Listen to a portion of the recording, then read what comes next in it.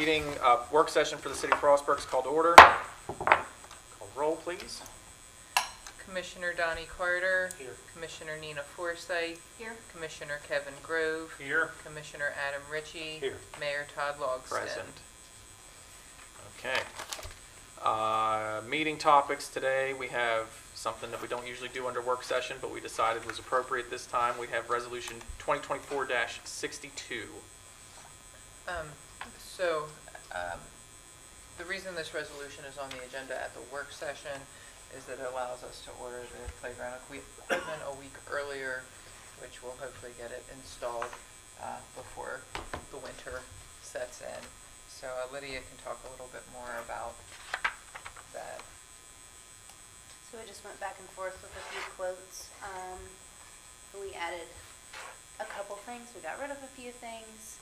We are going to do the installation of the mulch ourselves, which brings the total cost down to where we can afford to get all the equipment that we're looking for. So they actually got us the quote for the installation equipment the day after Mayor and Council last month, but they do require 100% payment at the time of order. So, and it's an 8 to 10 week lead time for the equipment. So just want to ask for your blessing on that and get that ordered by tomorrow, hopefully. What's the total amount, Lydia? I don't have the exact amount. $204,914. And by using Game Time, they have a government contract price, but then when you order after Labor Day, I believe, you get 50% off, like most of the playground equipment. So this was originally twice as much. Well, kind of, sort of. About 98,000 more than what we're paying. So this price is $204. This includes installation, right? Yes. They install the equipment. It's That'll not- be the installation of new borders, Right.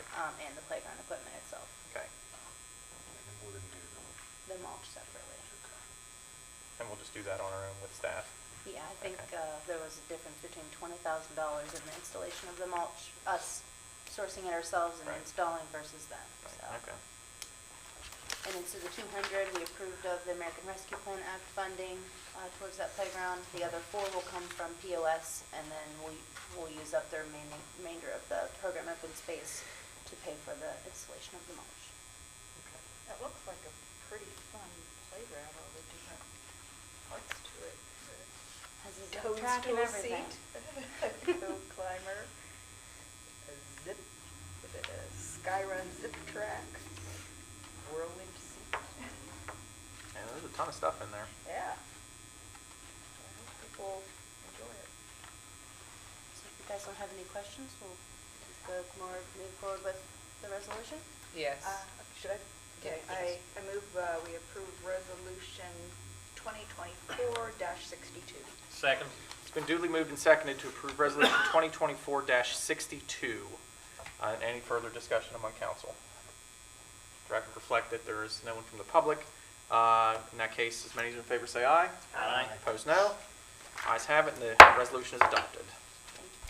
Okay, moving on then to item 4, meeting topics, the energy supply contract. So that's not in your packet, Mayor, because I just got that this afternoon.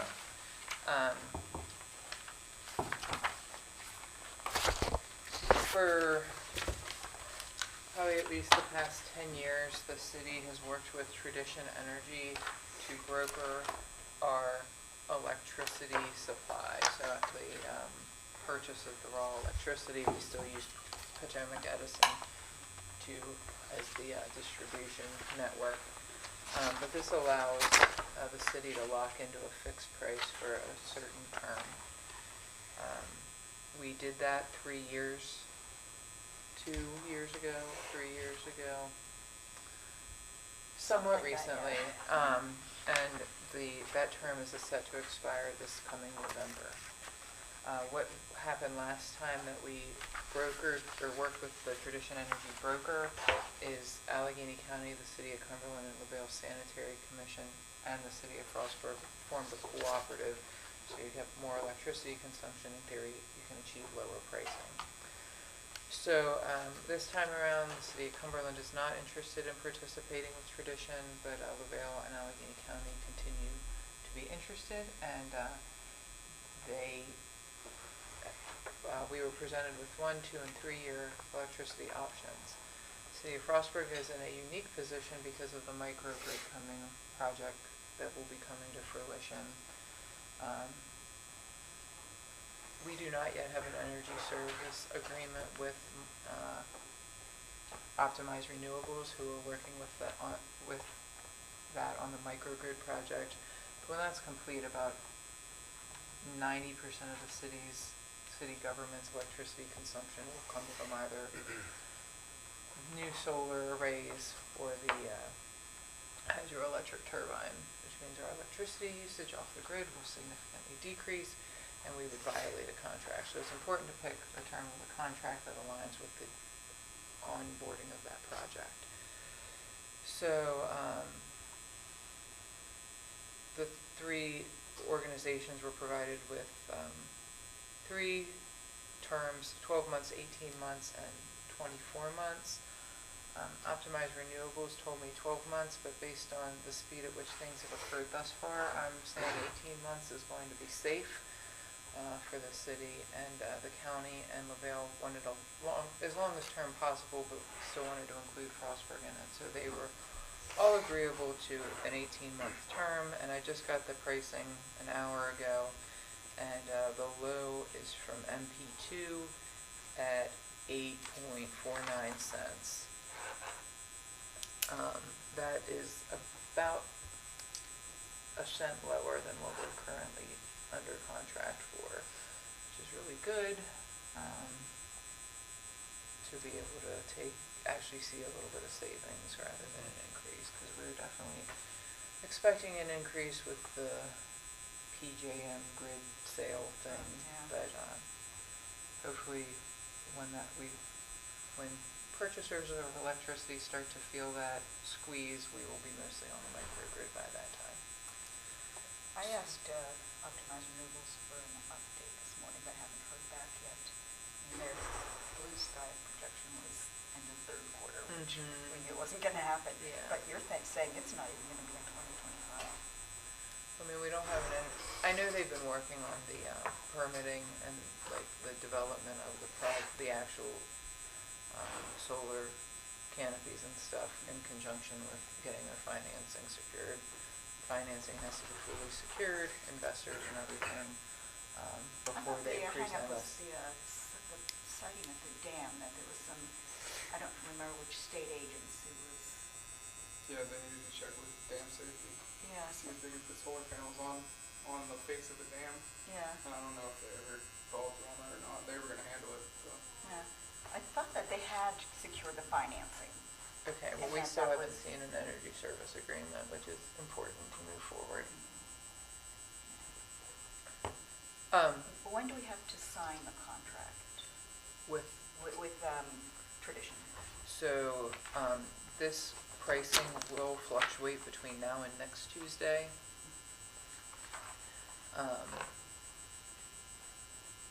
And all parties will have to sign it next week, because you have to sign it, it will have to be signed on Wednesday after being approved at council meeting. And the potential problem would be if the microgrid is in place and our usage goes really low while we're still in a contract, will we be Correct. penalized?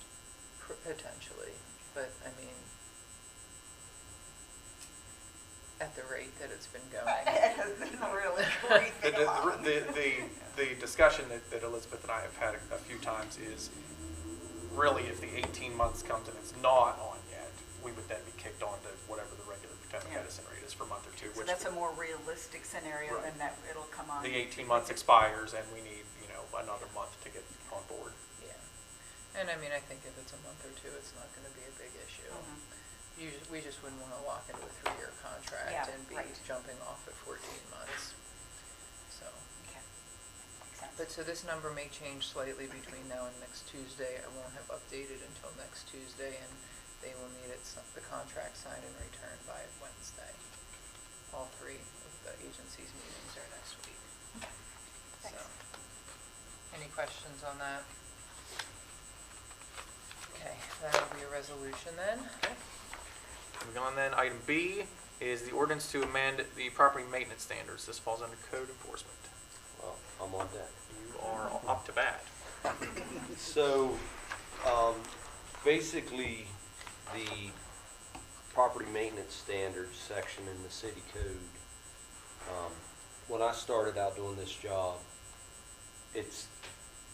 some of the things that I came across were very vague as far as what I could actually do to enforce it by the current code. So we sat down and we started looking it over and, kind of did some research in other municipalities, and borrowed some of their stuff. And we sent it to Michael Cohen and met with him 2 weeks ago, I think. He kind of vetted it and put the legal stuff in it. So basically, what is in the proposed amendments, and I thought you would have one, so I didn't bring it. Sorry. That's okay. Basically, it adds some more definitions to the section to define what a car cover is. That's one of the things that I've run into with a lot of unregistered, dilapidated parked vehicles sitting around town, and everybody's saw them and wondered, why isn't that code enforcement guy doing something about it? I was not a fan of the car cover aspect initially, because it was put out there, cover it with a tarp.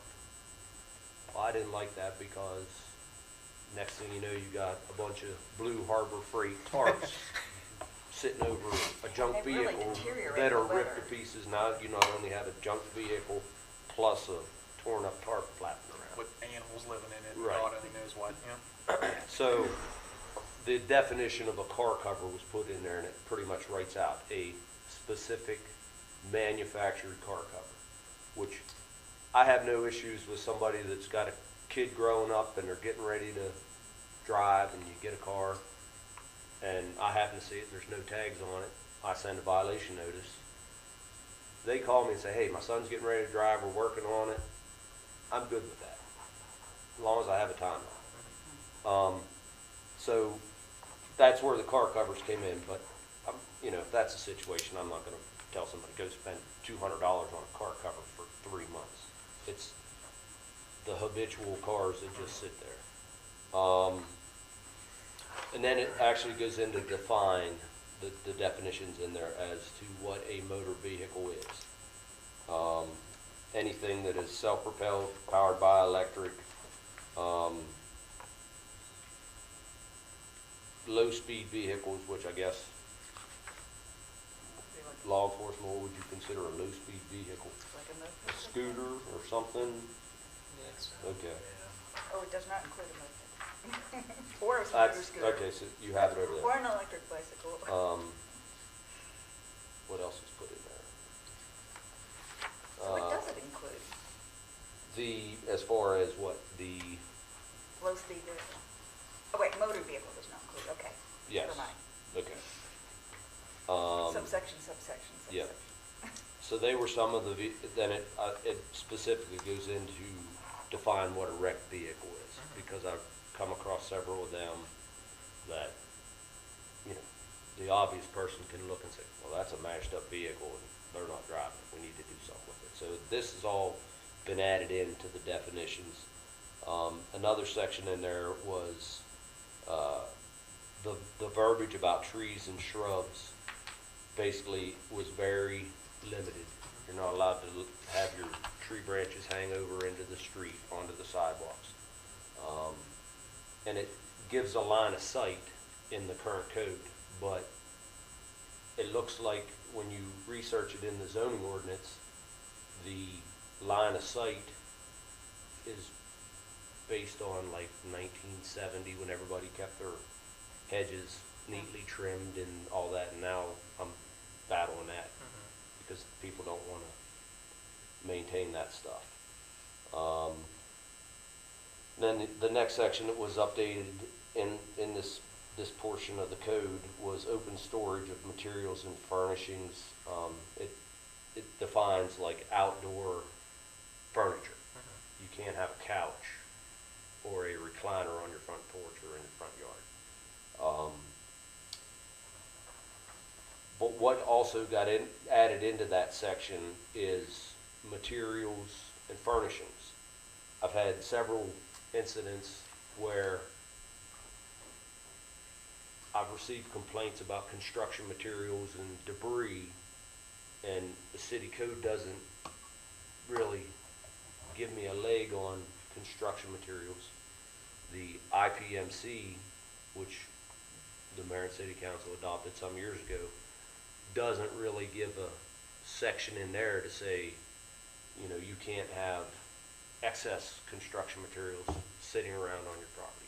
It's one thing if you're working on your house, but if you're a contractor and you're just hoarding stuff and piling it up in your side yard, then your neighbors are calling me complaining about it. So that's been added into it to address construction materials with a timeline. Basically, even if you're working on your house, they need to be, this was added in, building materials need to be stacked and stored neatly for no less than 60 days for the construction project permitted within the city. But that's a reasonable number. I mean, obviously, if you're building a house, it's not going to be built in 60 days. But the common sense aspect has to come into play with all of this. And then the definitions of basically motor vehicles. Oh, the other section was outdoor wood storage, because I've had issues with pickup truckloads or dump truckloads of slab wood, firewood just being dumped in the side yard or in the backyard, and then the Not neighbors stacked are or covered. complaining, grass is growing all up around it, critters are living in it. So there was never anything to address that.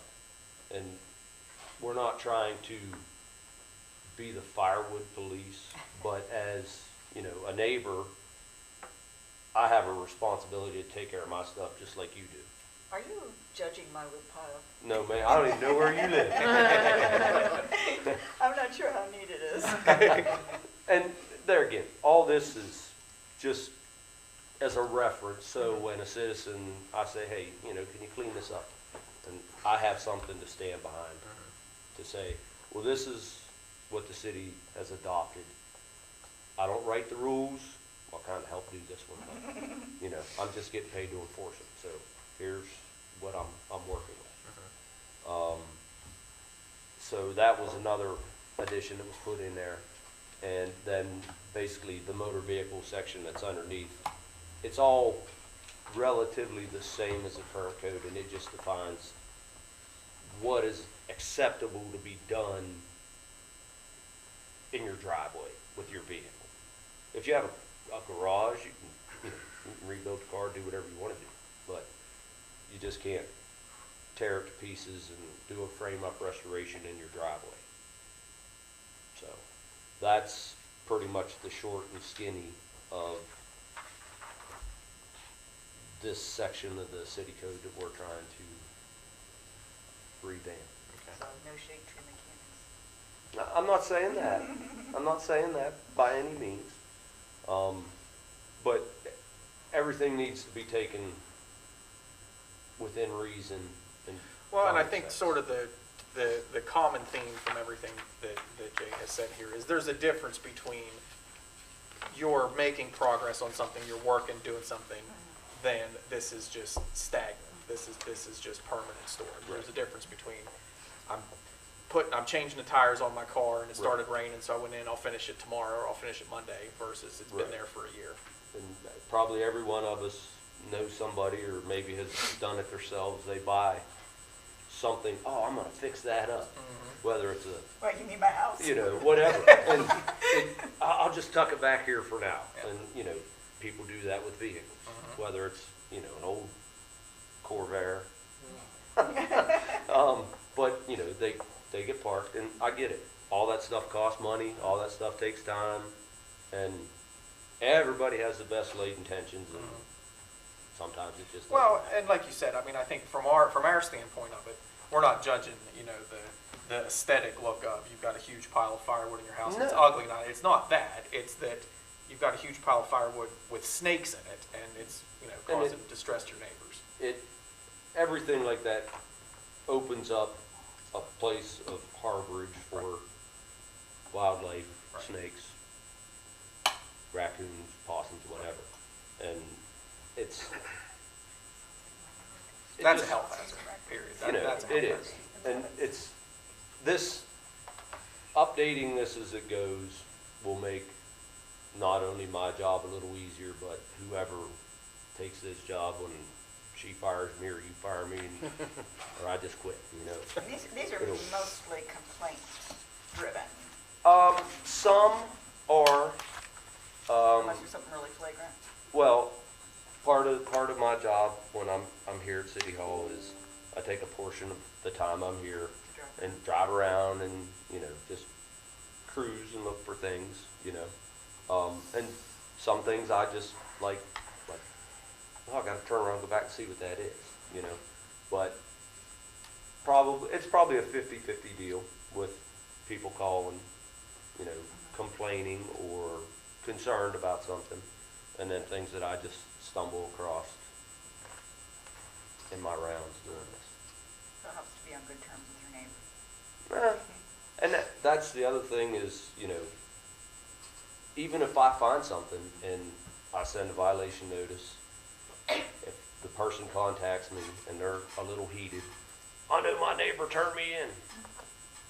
No, actually, I found this one on my own, and so it's a 50-50 mix of how issues arise, so.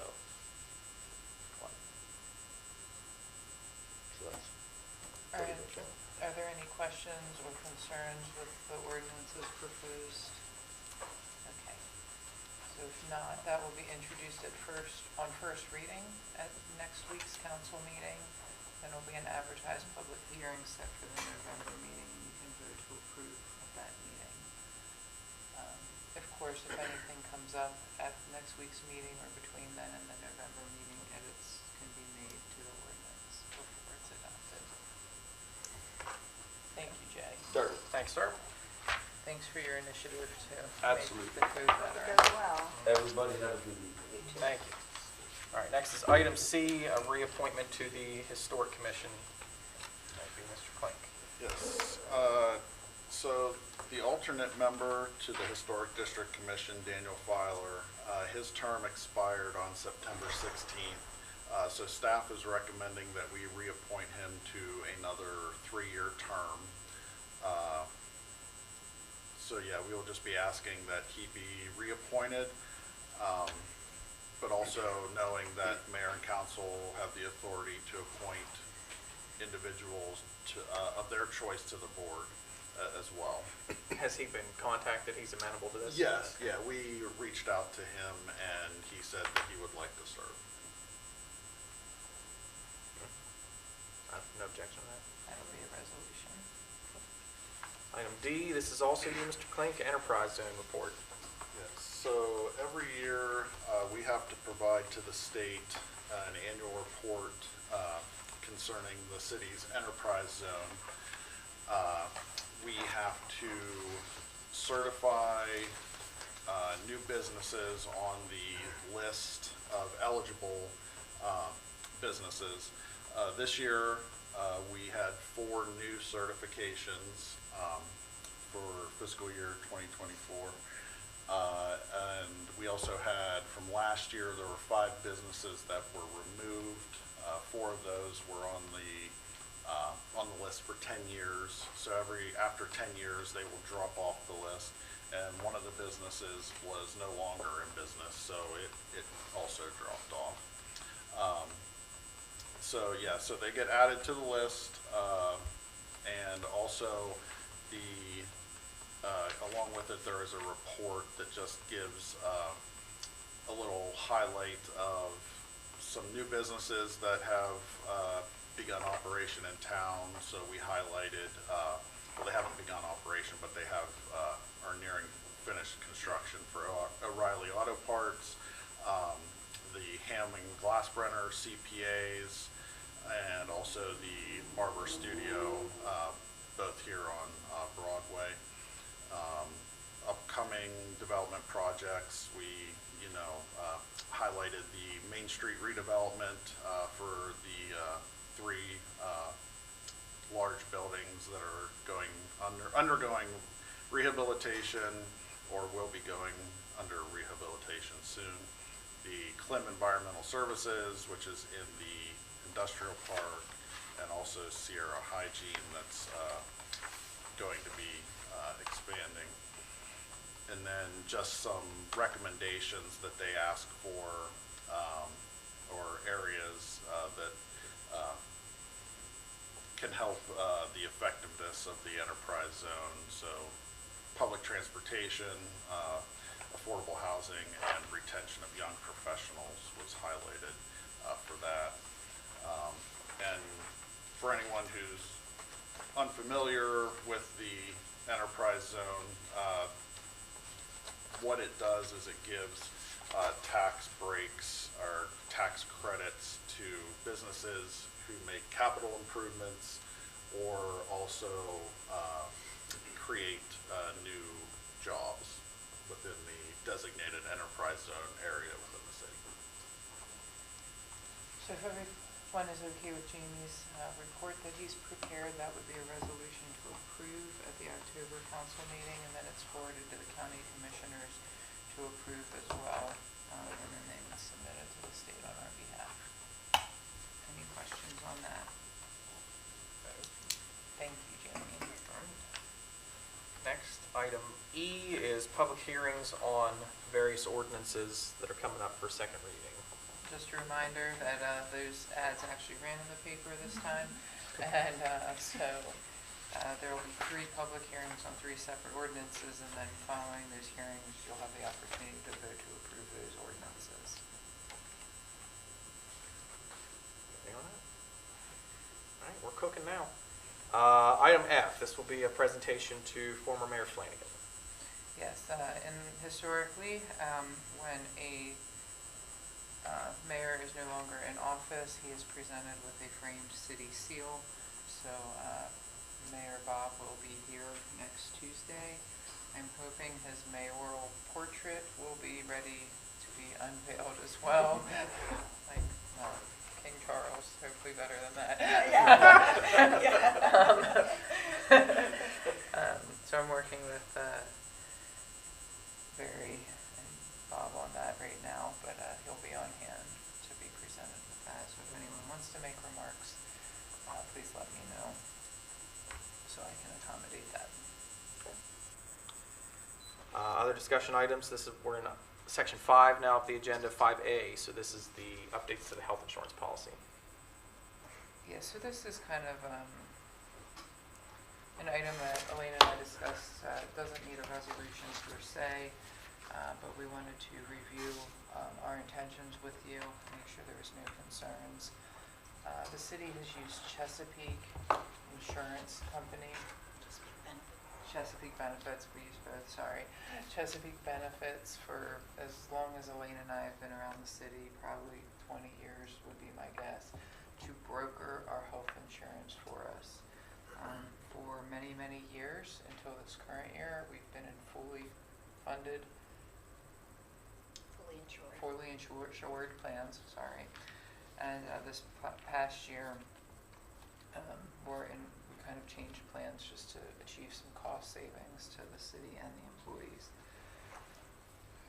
Not really savings, but no more increases. So because of the last few years, the health insurance rates for us, for the city of Frostburg, have been very volatile.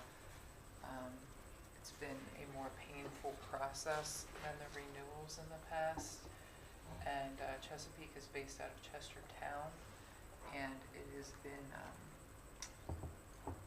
the level of service we have received has not been sufficient. And Elaine and I have both kind of maybe gone to bed at night thinking, I hope we have health insurance for our employees come July 1, because just the communication and stuff hasn't been great. we don't seem to be having any issues with our current plan, but the actual brokerage of that is what we're looking to change. So the city has received a proposal from CBIZ. So a local establishment, a team working with, we already use CBIZ for our property insurance and boiler and machinery insurance. So they brought a proposal to us to offer the brokerage for our health insurance. May give us an opportunity to get back on Cigna, which is what the employees really have liked. And the broker fee would remain the same as what we're currently paying. So, just some, Elaine and I had this meeting 2 weeks ago, and we felt really comfortable with the team that would be involved, as well as pleased with the offerings that would come along with that. So if it's okay with you, what we would do is notify CBIZ that we intend to engage with them. They take care of terminating the relationship with Chesapeake for us. So, because they Nice have service. to, yeah, they have to do the brokerage filing documentation. So, It seems like we have better communications with Yeah, them. it'll be communication with, a company that's 8 miles away. yes. We know someone on their first name basis, that's certainly a benefit. All good. Good with that? Okay. All right, buckle up. Item 5B, water supply to Georges Creek system status update. So everything on our end is fine. We are back in capacity in the reservoir. We're actually overflowing the weir now. Water is certainly not an issue for us. Never really got to the point where it was, scary. We always had enough water, especially with the protocols we put in place. So everything on our end, good to go. We are making preparations now in the event that we do encounter a similar drought next year. We'll have more on that as that comes up. As far as everything on the Coney and Midland end goes, I truly can't speak for them. I have gotten almost no updates.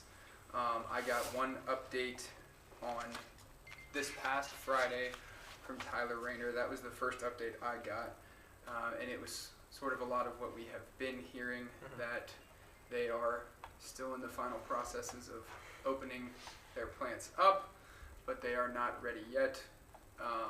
Their wells that they were exploring, they don't have answers on yet. It is my belief that those wells probably will not work, but I cannot attest to that for certain. That is just my opinion. I am operating and moving forward under the impression that they will be on our water for the foreseeable future, because I just have to keep planning that way. They said that MDE is going to come for a walkthrough on the 21st. That is kind of the long and the short of it. We are safe. We are in the clear on our end as far as water capacity goes. We have pretty well, over the past year, made every upgrade we have needed to keep supplying that water. There's a few more things that we have sort of held off on that we have talked about that can be done, but we have kind of put the Band-Aids in place for the near term to stave off those big expensive purchases. Until we get something in writing from Coney or Midland that says otherwise, I would recommend not making those big expensive purchases. Because we don't want to do that and then them pull back off of our system in a month. Yeah. That is really all I have at the moment. I know a lot more about our end than I do their end, obviously. 8 weeks ago, when Commissioner Forsyth and Elizabeth and you and I had a meeting with the Loan County officials, we talked in that meeting, and one of their officials indicated that they were going to update you once a week via an email about what has happened. That was 8 weeks ago. Just so that it's on the record, how many updates have you received? One, and it was this past Friday. Which was September 30th, which was the deadline that we set for them to. Let us know. Yep. Okay. In addition, on October 2nd, probably after the September 30th deadline had passed, Mayor Logston and Michael Cohen worked together to send additional correspondence to the town. So we are waiting on a response for that. You sent it to the town or to the To lawyer? the It was sent to attorney- to the Ms. attorney. Kirkwood, yes. Yes, I'm sorry. And then, in addition to that, Mayor Logston's letter to the editor ran Saturday morning, and comments have been trickling in. So I will compile all of those. I've been forwarding them to the mayor as they've come through, but I just saw that number 5 came through. So I will compile them all and forward them to you in batches in the next week as they come in. But it's interesting perspectives, interesting information. So these are comments that are coming through on the Facebook posting of the thing, No. or things like directly to the city? There is an email address, the comments email address, which goes to me, so. Are we also taking into account the ones that are people who are commenting on the Facebook post of the article? I mean, they have certainly can be considered, yes. You know how Facebook is. Yes. They had not necessarily read the article. Yeah. Comment. So, Rich has been working with the government liaisons in Annapolis. I've been staying in touch with MDE to a certain extent, but it's an interesting situation we find ourselves in. I do think it's worth noting too, just so that no one is caught off guard. This summer, we were fine, mostly because we got a one-off hurricane in July, which recharged the reservoir by 2 feet. In the instance that we had not had that hurricane, the extra burden from Coney and Midland probably would have gotten us into the scary zone of low water. We'd have done everything we could have ahead of time to prep for that, but we can't bank on next summer being this summer where we're going to have all this rain and it's going to be a great situation. So I am moving forward under the impression that they will still be on our water and that we are going to have similar conditions to what we had this summer and not get a one-off random hurricane in July. So that means preparations are coming, and there will be costs associated with that. So I'll have more updates for you as that gets closer, but that's just so no one's caught off guard by that. Okay. May I add one more Of course. thing there? One of the comments that kind of seem to be on Facebook a lot is about the water rates. So what Lonaconee is paying we bill Allegheny County because it travels through the landfill line that the county owns, and then the county is adding an operation and maintenance fee to that line. So we're billing Lonaconee the same bulk raw water rate as every other community in the county, and the same surcharges with the exception of Eckerd. And then the county's adding, I think, a 10% fee to that for the operation and maintenance of the landfill line.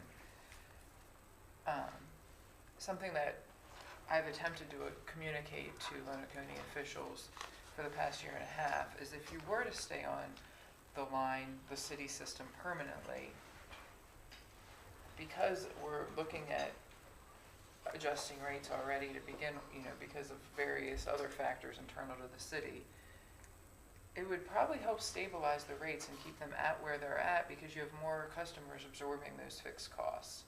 So, does our water cost more than what Lonaconee was charging volumetrically? Probably, I don't know, but it's the same rate that every other county customer is paying plus 10%, which is much less than what city residents are paying. Now, the city residents are paying for the to maintain the lines within the city as well. So there's that. Do the other out-of-town customers, the Mount Savages and wherever, do they also pay the 10% surcharge to the I'm county? not sure. Okay, I would imagine so, okay, especially like Mount Savage where it has to go a couple miles to get there. okay.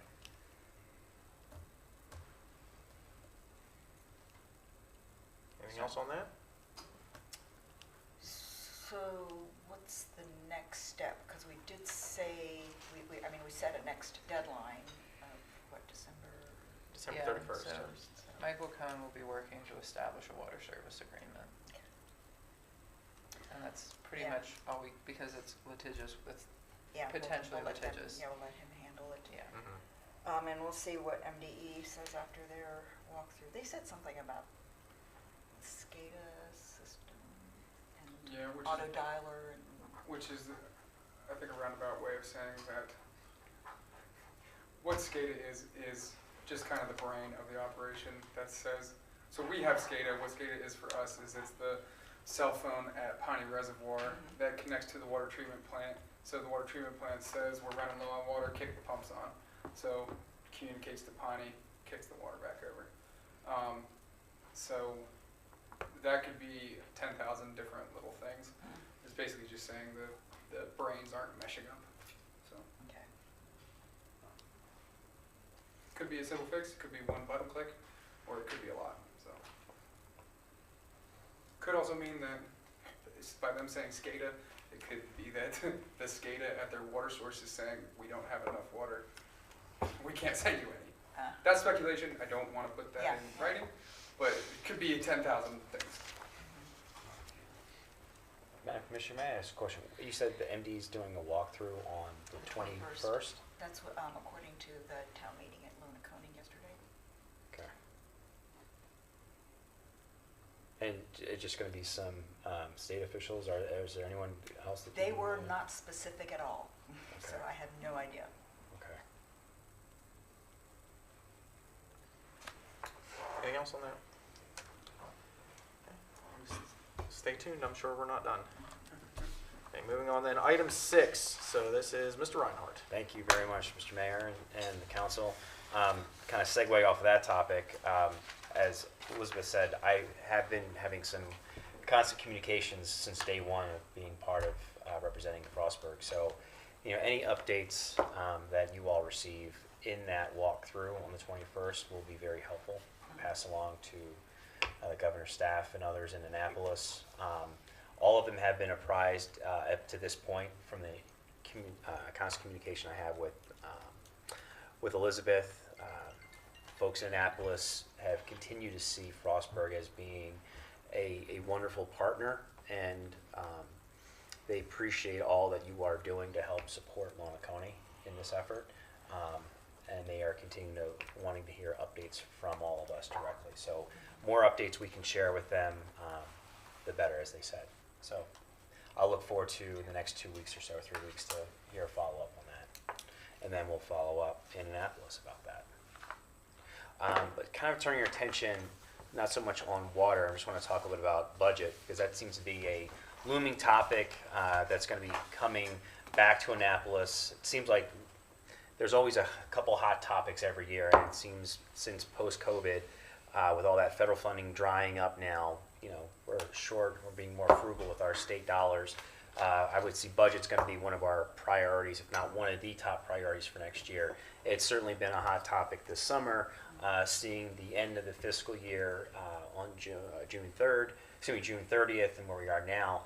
There is some silver lining, though. There are some positive things I want to share with you. So kind of a good news, bad news update on where we are, what we're forecasting in Annapolis, and how it trickles back down to the counties and municipalities. And then I'm also going to share a little bit about what MML is working on, Maryland Municipal League, for next year.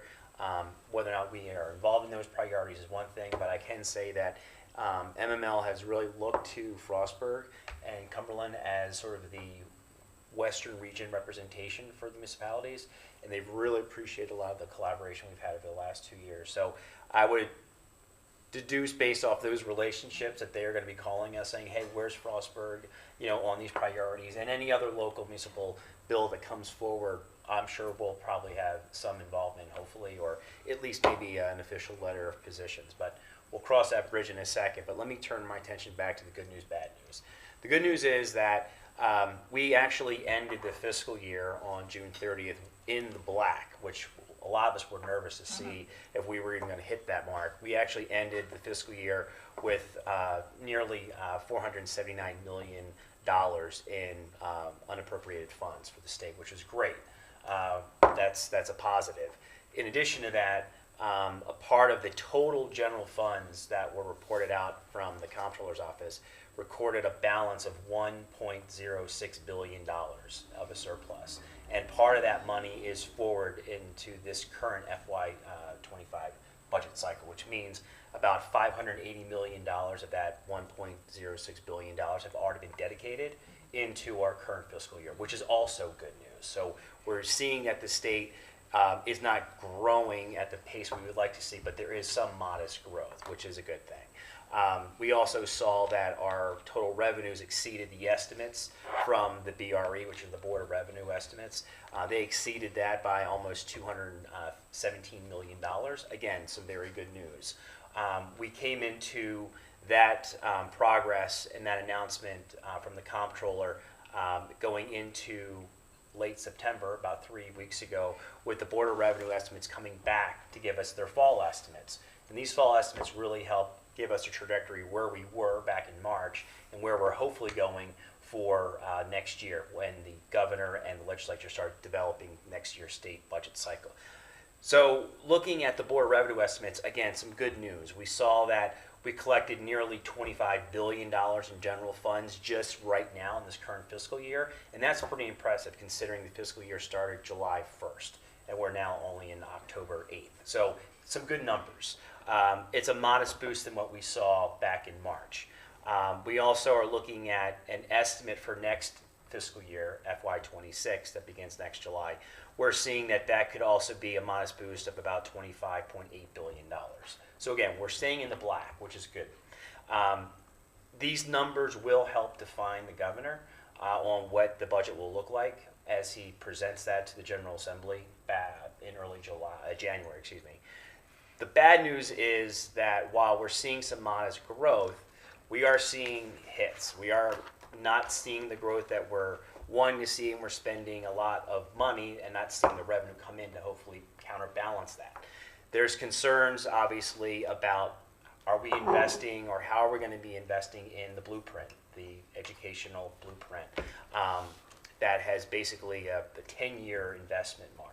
There's also concerns about how are we going to be able to fund Medicaid, how are we going to be able to fund transportation. And as we saw this past summer, there was a cut of almost $150 million of state spending, and some of that money was shifted over to help provide for child care and Medicaid. We also saw $1.3 billion cut from the 6-year transportation plan, which trickles down to all of us, to our roads, our infrastructure. So that's a huge concern for transportation in our local funds that help support us out here in Western Maryland. Those shortfalls are certainly a looming concern as the over totality for our budgets for next year. And while the governor and the Senate president have said it has to take a very high bar for us to talking about raising taxes, they seem to be very much askew of the point of, I would rather us look at other ways of balancing our budget and providing the services we need to the state without increasing taxes. It has to reach a certain threshold that's very high. This House, unfortunately, is a little bit more progressive in that they think, well, we'll just raise taxes and fees so that we can not only balance our budget year after year, but we can continue to provide the services to our citizens and residents across the states.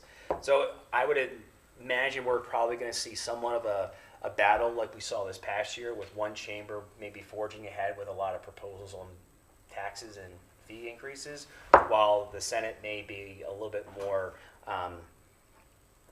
calculated and a little bit more pragmatic on that approach. So we'll see how that plays out. I think a lot of what we're going to see in terms of what the budget looks like is really going to be indicative of what comes out of the Capital Budget and Affordability Committee that meets at the end of this year, and certainly the progression of contacts that we're having with the Senate President's office, and most importantly with the Speaker's office and the Governor's office as to how the budget plays out. They aren't going to give us a lot of information right now because they're building it out as we speak. So probably towards the latter end of December, we can maybe get some additional tidbits of updates. But certainly, once the budget is unveiled, I look to come back, probably on a virtual meeting with all of us, to tell you what some of the highlights look like and what is it fair for Western Maryland, for Allegheny County, most importantly for Frostburg. So again, some good news, bad news. Could have been worse. I think a lot of us were forecasting we were going to be in the red, and we were really going to have no choice but to see taxes and fees increased. But for right now, we're modestly showing some growth, which is, as the Senate President said, growth is growth. So we can't complain about that. There was an interesting new poll that came out by the Institute of Politics by UMBC, and it was directed towards one of the major topics that were polled by Marylanders across the state was that it's all about budget. It's about the economy and their take-homes. A lot of them that were polled said that 40% would like to maintain the current services that the state are providing and not see any new increases. And then there was another 36% that were polled that were saying we would like to see fewer state resources and programs and provide lower taxes. So the overall, if you take that 40% and that 36%, there's an overwhelming majority of Marylanders that are looking at budget as being one of their concerns for next year for the state legislature to take up. So by and large, we'll be watching that very closely. And once the budget is unveiled, we will be probably giving you updates throughout the week, either through Mayor Loxton or through Elizabeth, on how those budget decisions are happening. So more to come on that, as they say. Are there any questions about the forecast right now on where we stand? Otherwise, I'll kind of shift gears and talk a little bit about the MML priorities. Okay. So I mentioned to Elizabeth a couple of weeks ago that MML, the Maryland Municipal League, they introduced, or announced, I should say, their 2 legislative priorities for this year. There's one called the Pedestrian Safety. This is a bill that would streamline speed camera citation reviews. It was a bill that was introduced last year by Delegate Kerr out in Frederick. Essentially what this bill would do would authorize basically, it would authorize technicians employed by an agency to provide sign-offs on speed camera violations. What agency? So it would be a municipal sign-off. It would be someone with inside the municipal government to have that authority to sign off on those speed cameras. Right, Similar excuse to me, but right now it has to be a certified police officer. That is to correct. read all of those cameras, and it takes up, of course, not so much here because we don't have speed cameras, we don't have red light cameras, but it takes up many officers to read all of that situation. I'm on the board of directors of the MML. Yes, sir. So you're very familiar with this. Yeah, Yes. and that's the reason that they're doing that, is they want to get it into their own hands and hire civilians to do that. Correct. I mean, it's a bill that actually passed the House last year, and it sort of stymied inside the Senate's JPR committee. I think this year there's going to be a lot more attention, obviously, since it's a priority for MML to really see this bill make it through the Senate and hopefully see this bill pass. Is it mainly to kind of free up police time for Yeah. things that are more Yeah. important? Exactly. Yeah, it's basically trying to streamline, as the commissioner said, trying to align the current speed camera program with the red light system. So it's allowing, an additional person, trained staff, if you will, to provide those certifications on those citations, essentially. Makes sense. Yeah, I mean, it's a pretty common sense bill. I don't know yet in my conversation with MML if Delegate Kerr is going to be reintroducing the bill, but clearly they are pressing forward with this bill. So we'll see who takes it on and if there's any changes to what the bill looked like from last year. I really doubt that if they had that much success in the House, I don't see there being much change on that bill. The other bill that they're reintroducing, or I should say introducing maybe with some slight variations, but I haven't seen it yet. It was a bill that was introduced, it was House Bill 1306, a delegate fare also from Frederick County. It's the admission and amusement tax on food and beverages. This bill would basically provide an authority to implement a local fee under the existing admissions and amusement statute. And it would propose a modest 2% local food and beverage fee increase. What was the first word you said? Emissions? Admissions. Oh, admissions. admissions, Yeah, okay. admissions and amusement park statute. So again, this bill unlike the pedestrian safety bill, this bill was given a bill number, but prior to the any decisions by the committee that were assigned the bill, the delegate withdrew the bill. I'm not quite sure why. I don't know if the bill was not ready for prime time, as we say, but clearly there was some work that needed to be done. And I guess based on those deductions, someone from the committee or the committee staff or leadership may have said to the delegate that, might be best to withdraw the bill and work on it over the interim with the stakeholders and maybe look at bringing it back next year. So it appears to be that's what's happening again now, where they're going to be reintroducing the bill in some iteration. Basically the intent of House Bill 1306, I think, is in play, but until we see the details of the bill, it's kind of hard to really determine what else is going to be in there. What's, like, are you talking like taxing on restaurants?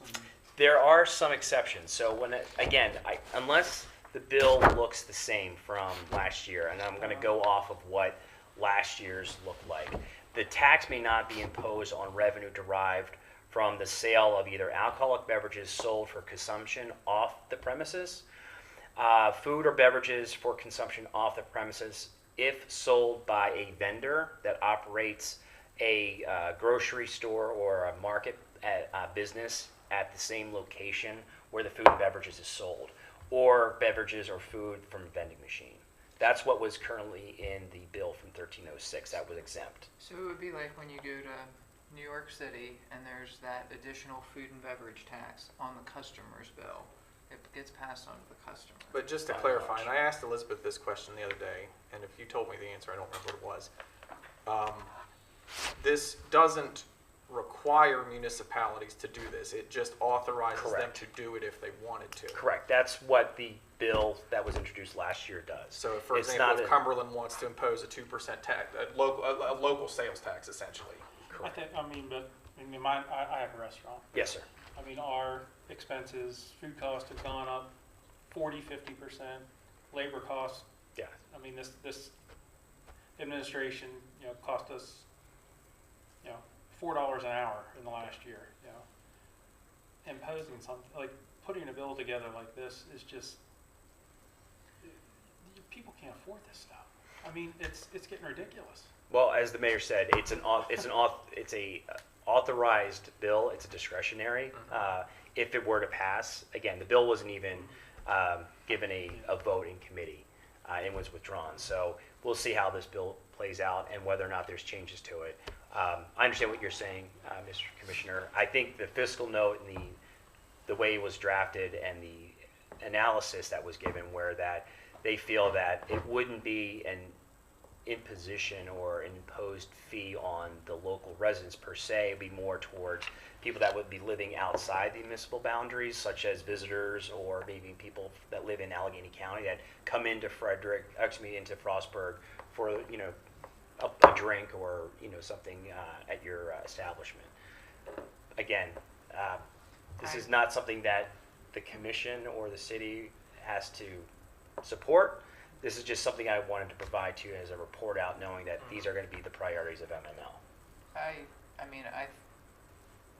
The reaction is what I expected it to be. There's a lot of residents of Frostburg that eat in Frostburg. Yeah. And B, we're not in a situation that we're looking to generate additional revenue. We're not in a situation where it's dire that we need to generate additional revenue. So, would you feel comfortable telling Rich now, so if he's asked by MML, like, the city of Frostburg's not going to support it? No, I appreciate that, because I know that in the next month, MML, I'm sure at some point we are going to sit down, like we are with Cumberland and the other municipalities. They're going to be asking these questions, where do we stand? And it's important to know right now, clearly, that this is a bill that we won't be looking to support. But if you're allowing municipalities to do it and you opt not to do it, then your municipality actually becomes, oh, this is the place to eat. They don't impose that extra fee. But from experience, I know that any time that something like that passes, it's going to eventually get trickled down to everybody. And everybody's going to throw it on. So it's not like we can sit here and say, oh, we'll never do it. But all of us might not be here in a year, so. Well, again, we'll see how the bill, is even drafted. When I talk to them, we'll even see if the bill even makes it out. I mean, again, like I said, last year, the bill wasn't even given a vote in the committee. So they have, I think, probably a longer road to hoe on this bill than versus the speed camera citation review. I know they have some work ahead of them on that. I can tell you that if they decide to pre-file these bills, if they are seeking these to be priority bills, and they are going to look to pre-file them, they have a request to whoever is going to be the sponsor of the bill. That sponsor has to contact Legislative Services by November 1st to put in the request, and then by November 20th, the sponsors have to put in writing that they want to move forward with drafting the bill. So there's a little bit of time for the window for them to work on this and to align themselves on who's going to be supporting and sponsoring the bills, and then probably doing some of the groundwork in terms of reaching out to folks like us to see where we stand. So probably, I'd say after the election, I'll have a better understanding as to where MML is on these, and then I can report back on where we go, or where they go, I should say, on these bills. I think we're also going to be seeing, since November is sort of a pinnacle time of the year for us, mainly because it's usually a time when we're seeing legislators introduce bills or pre-file bills, so we're hearing whispers of what's going on. MACo is getting ready for their MACo conference for the winter conference in Cambridge. And then with the election cycle also happening, there's a lot going on in Annapolis and obviously down in DC. So more than likely, once the dust settles, after the elections are over with, we'll have a better, clearer understanding of what to expect for next year. Not only just on the budget, but also what we'd be potentially walking ourselves into from a policy standpoint on some bills. Looking forward to seeing what happens to Allegheny County. I know Allegheny County is probably putting in some priorities as well. So hopefully whatever they are working on, there's some alignment there. And we can share what we're working on as well back to the commissioners and to the county administrator. So I guess the only other thing that I would put on in terms of the agenda is obviously the Q&A. Working with all of you next year, I know priority being the water issue to some extent, but in terms of Annapolis, if there are any priorities, legislative priorities that Frostburg is wanting to pursue, or any budgetary requests that we should be looking at, this is the time for us to talk about that. Primarily on a budget standpoint, these are the times for us to be communicating back to the governor's office and to the secretary of DBM if there's a specific request that we need for Frostburg. So we can communicate offline. Obviously, I'll be communicating with the mayor and Elizabeth as well, but if there's any input that you all want to bring to that topic of conversation so that I can communicate that back to Annapolis, please do so sometime this month. That'd be very helpful. And that is my report. Thank you, sir. Yes, sir. Yep. Is there any chance that implementation of the Family Act will get delayed? Probably not. The new Family Leave Act, the new iteration of it, they've been working on It requires us to start withholding next year. Yeah, if I were a betting man, or if I had my crystal ball was working correctly, I would say that there's full steam ahead on that. And they've been working on the Family Leave Act for many years, and this new, like I said, iteration of it has been something that they have been futzing with for the last year or two. So they want to see things staying online and moving on the same timeline that they initially had. So they don't want to see this delayed. The last report that I'd heard from the Department of Labor was that they did not have the structure built Yeah. for the informational reporting, Yeah. and that's concerning. Yes. I think I don't want to speak too specifically on Department of Labor, but generally speaking, some of the agencies are dealing with a lot of reporting right now back to the legislature. October through December is usually their time that they're submitting reports back. If there is a report or communication back to their DLS analyst on how they're moving along with the Leave Act, that may be reflected in next year's budget hearing. So clearly that will be something we'll closely monitor. And if there's anything that's announced related to any delays about the implementation, that will make certain news and headlines, and that will be something obviously we'll be communicating back to you all on. It's taken 2 months since I submitted a request just to have our bank account changed where we receive our payments from the state. Yeah. And when I've communicated with them, they've indicated, if they have a backlog, if they're that far behind in that agency with a simple bank account Yeah. change, it just is worrisome from the administrative side. Yes. To tell employees, yes, we're gonna start withholding from your pay, but not to have confidence in the system in which we have to submit those reports and remittances. I would say this, that if the concern continues to grow, we should probably, I'm sure you have already communicated that to the department. I do. But if we need to, take that higher up the channels to the secretary's office, even potentially to the governor's staff, so that they're aware of it, or the deputy chief of staff who oversees Department of Labor, so they are aware, at least what's happening here with Frostburg, that would be something we should note and maybe look at doing. I would say let's follow back, let's say after the election, and let's look at November to be that point of action where if we're still seeing, and I doubt very much it's going to change in the next, let's say, 4 to 5 weeks, but if there's any feeling of still concern, I think then we should probably look at, communicating that officially to the secretary's office, and that could be something I could work with you directly on, and that could be, a direct either meeting or a communication, email or phone, and it might be something we all should probably relay back to the governor's deputy chief of staffs. Is it supposed to go into effect in the new calendar year? In the next, it's in the next fiscal year, I believe, yeah. But I'd have to double check the Leave Act statute specifically to see if it starts in July of 2025 or January of 2025. I have to double check the date on that. I don't recall specifically. Yeah, I'll have to look into that to see. But regardless, whether it's the beginning of the year or mid-year, if we know it's looming, and again, if the tea leaves saying they want to stay on track with this, then we probably do want to at least express our concerns, and if there's any feedback they can share with us to assure us that they're either meeting those goals or they foresee that there could be a delay, that would be something of note for you all to communicate back to your employees. So yeah, I think let's put that, I'm going to note that down so that maybe next 5 weeks, let's say, give or take, after the election and everything blows down after that, we can then reconvene and talk more about. And I'll check the Department of Labor site again and see if there's any new updates. I can also reach out to their Director of Government Affairs as well, so we can put that on their radar as well. Because by and large, if Frostburg has got concerns, I would imagine others are also feeling the same concern as well.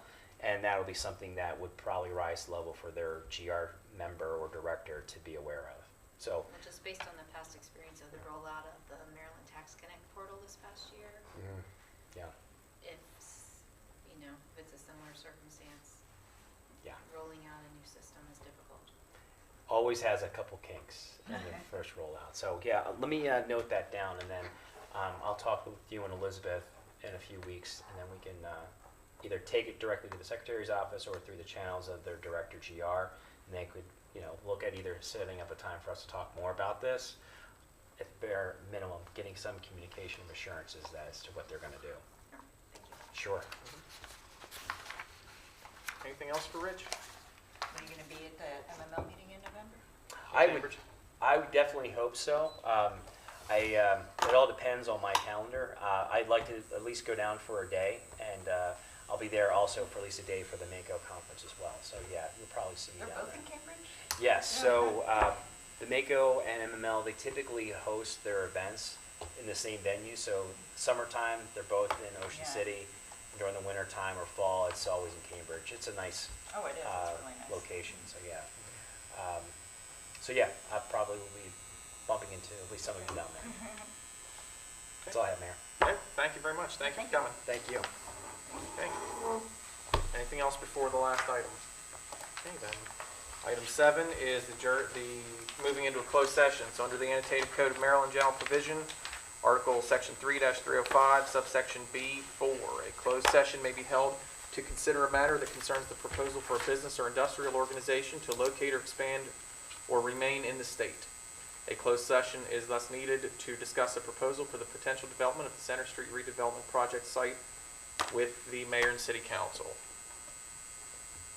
So that's something that requires a motion. I'll make a motion that we move into closed session. Second. Been duly moved and seconded to move into closed session under the previous statement. Any further discussion on that? Hearing none, as mayor's in favor, say aye. Aye. Opposed, no. Okay, we've moved then into closed session.